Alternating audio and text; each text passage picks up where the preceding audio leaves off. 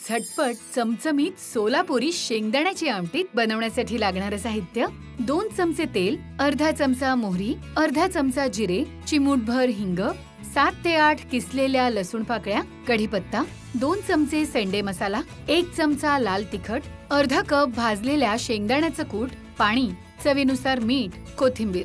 मोहरी, जिरं, हिंगाच्या फोडणीत लसूण परतायचा आणि यात कढीपत्ता, सेंडे मसाला, तिखट आणि शेंगदाण्याचा कूट घालायचा. परतून घेत यात पाणी आणि चवीप्रमाणे मीठ घालायचं आणि या मिश्रणाला उकळी काढायची. आता यात आवडीप्रमाणे कोथिंबीर घालायची.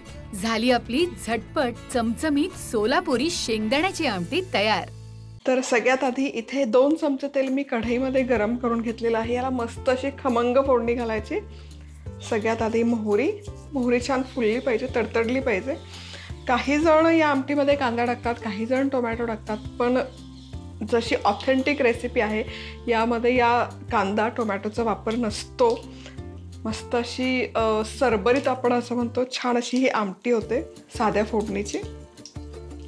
मोहरी मस्तपैकी फुलली की यामध्ये घालूयात जिरं, अर्धा चमचा, हिंग, 1 चिमूटभर हिंग आणि लसूण पेस्ट आहे, किसलेला लसूण आहे हा बेसिकली, 7 ते 8 पाकळ्या. हे छान फ्राय करूयात लसूण आणि यामध्ये आपण घालतोय कढीपत्ता.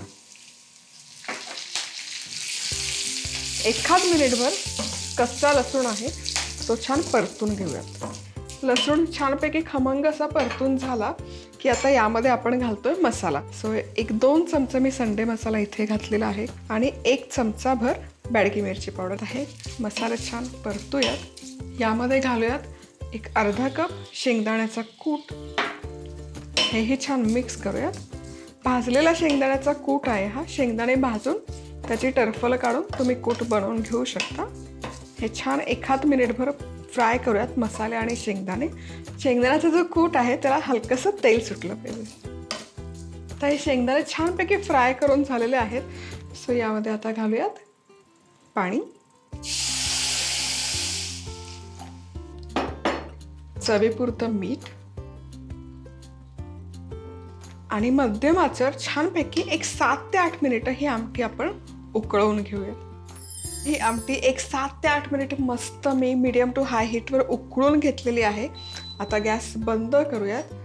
शेंगदाणे आहेत त्यामुळे त्याचा जो फ्रॉद आहे किंवा तो फेस आहे तो असा तरंगतो. तर्री लगेच दिसत नाही, पण थोडा वेळ गेला, इथे बघू शकाल. आता गॅस बंद केला की हा रस किंवा तर्रीवर तेल सुटायला सुरुवात होते.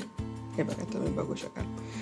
असं आमटी शिजत असताना असं हा फ्रॉद दिसणं अगदी नॅचरल आहे. हलकंसं थंड झालं की याला अशी ही छान तर्री येते. आता यामध्ये घालूयात बारीक चिरलेली कोथिंबीर घालणं ऑप्शनल आहे, नाही घातली तरी चालेल. 5 मिनिटात ही आमटी बनवून तयार होते. 5 मिनिटंही नाही लागत, फटाफट बनवून तयार होते. भाजी बनवायचा कंटाळा आला तर ही आमटी एक खूप छान पर्याय आहे, ऑप्शन आहे.